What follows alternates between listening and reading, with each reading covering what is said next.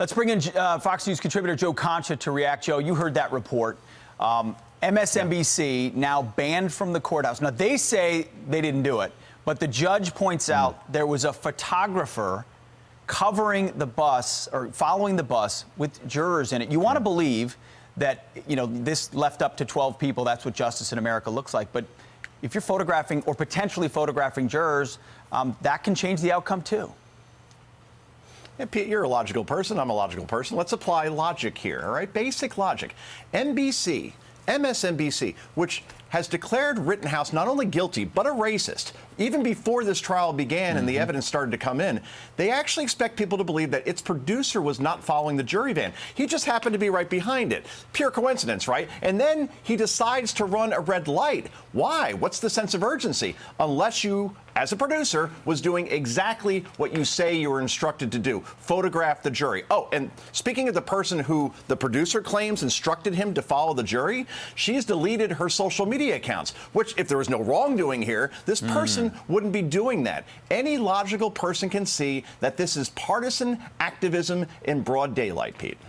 Wow. When you break down those details, that's exactly what it was. That's exactly what happened, and that's exactly why the judge banned an entire network from the courtroom. You mentioned the coverage of the trial from MSNBC. Let's remind our viewers a little bit about what they've been saying. Right. You have a president who is defending his vigilantism and lawlessness.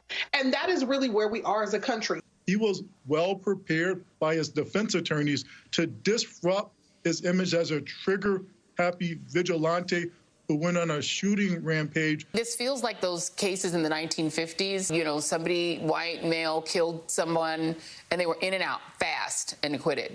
So they declared themselves judge and jury from the beginning.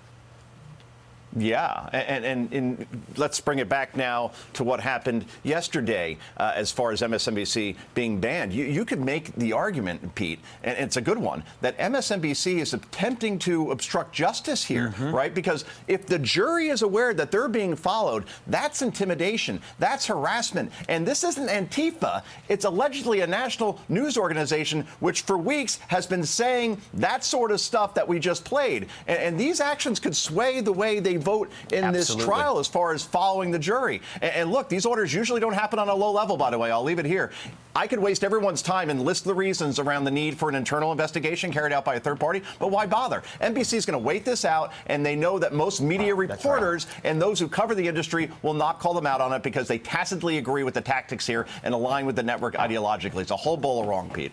Absolutely. A bowl of wrong. Couldn't have said it better myself. Joe Concha, thanks a lot. Appreciate it. All right, man. Good to see you.